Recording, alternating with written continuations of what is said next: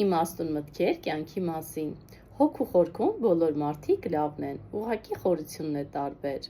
Քո իրավունքն է ցանել այն, ինչ ցանկանում ես, բայց չես հնձելու այն, ինչ ուզում ես, այլ այն, ինչ ցանել ես։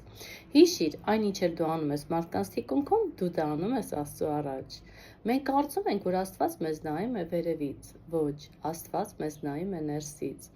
Մեզնից շատերը չեն ապրում իրենց երազանքներով, քանի որ ապրում են իրենց վախերով։ Ես չեմ կարող փոխել քամու ուղղությունը, բայց կարող եմ շրջել առագաստներն այնպես, որպեսզի միշտ կարողանամ հասնել այնտեղ, որտեղ պետք է գնամ։